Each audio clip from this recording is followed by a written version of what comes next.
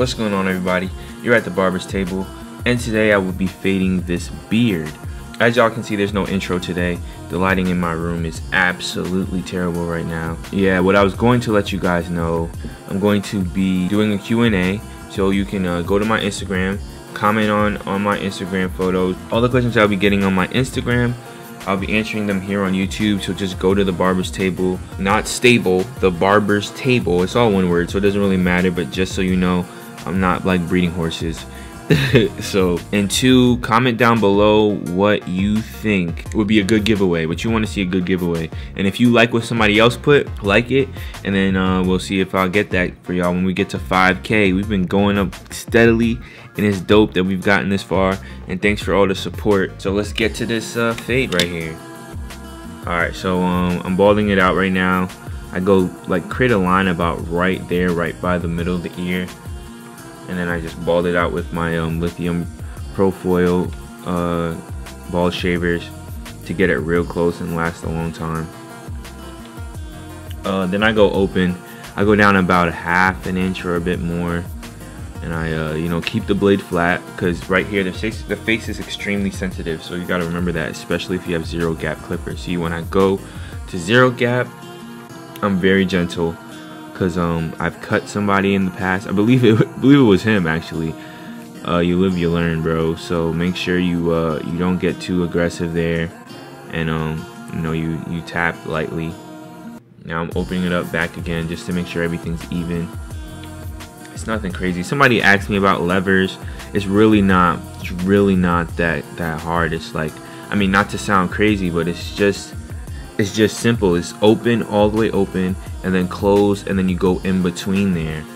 I mean, I guess it can get a little bit difficult, because at first I remember confusing them, but you know, here I go, switch onto the half guard, close it, and then open it. And see, I just keep playing with it to make sure everything's even. Open, close, open. It's basically a fade in the opposite direction. Now I'm kind of feathering it, tapping a bit. You make sure, like, when you start getting down to the thick hair, you're kind of not, you don't want to like touch the face as much as you usually do. See, like here on my half guard, halfway, I'm kind of combing the hair, kind of fading into the hair. I mean, fading to the scalp. I'm not touching the skin, because then you're gonna get like a nice harsh line. I'm not gonna go any higher than a half, so I'm gonna try and use the half as a 2. So here I'm, you know, doing it again, just making sure that half blends into my one open.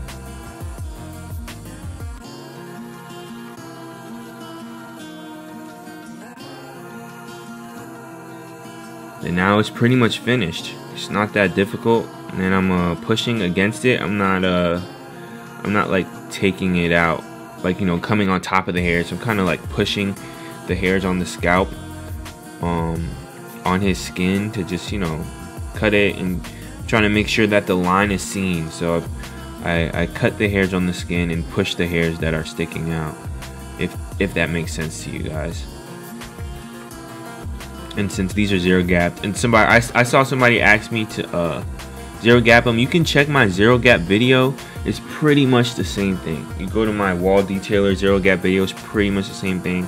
I may do a video on this, but it's literally just the same exact way. So now I'm using the blade. I previously put water on it because the skin is very sensitive. I may use gel. Somebody suggested that, but I just feel like gel is good. It definitely helps when you want to be careful and not make sure you cut somebody and too much irritation and stuff like that. But it just seems like it's more sharp this way. I use gel for like probably like drier skin, just to make sure. But yeah, for now, not really doing that. Keep the blade flat, and what I do is I kind of make a rough draft at first. Like I didn't use the line on his face, because his face is that sensitive, so I just go straight to the blade. So I just make a rough draft, and then I just, you know, outline the face kind of. I don't really like giving inches and stuff, like the amount of the length of the fade, or the how far this that, because it's not universal. If you look at the different heads of different people, like somebody's ear to the top of their head, or you know, the side of their face down to the thickness of the beard is different. So the fade, you just want to be able to picture the fade and form that fade to the person's face or head, whichever one. Yeah, you just want to make sure that you're keeping in mind that just like girls contour their face, you got to contour the person's face. The fade has to form to the person's face, and that should be the ultimate goal. You got to think of the big picture. Too many times you're just thinking about the how far up do we usually do a drop fade. Nah, you go from different head to different head, like it's different inches. So you got to make sure, or inches, just different lengths. You got to make sure that you at the end of the day, you're keeping the big picture in mind. How much space do I need here to keep it going? And some of y'all might be like, oh, why is the end of his beard so light? That we're trying to grow that end part out. And that's another thing. When I started this barbering business, my first and foremost, is the customer. Yeah, here I'm just, you know, lightly fading it in. I don't trim his beard at this cut. You know, trim every cut. He gets cut every week, so just to trim the beard every week would just be cutting the hair. But yeah, like I said, the customer is always right. You always want to give the customer what they ask for, because they're the ones leaving. They're the ones leaving the chair and keeping the hair that they had on their head. So here, I just finished it. That's the fade right there. Now I'm just showing you the other side. Let me know your guys' thoughts on this video. I'm gonna be doing a giveaway, like I said in the last one. When I get to 5,000, that day is coming soon. Tell your sister, tell your mom, tell your cousin, tell your brother, tell your uncle, tell your uncle's uncle, tell your grandpa to look at the barber's table. But yeah, man, that's about it, bro. I want to thank y'all for this, for all the support. You guys, for everything you've been doing. I know I dropped this video late.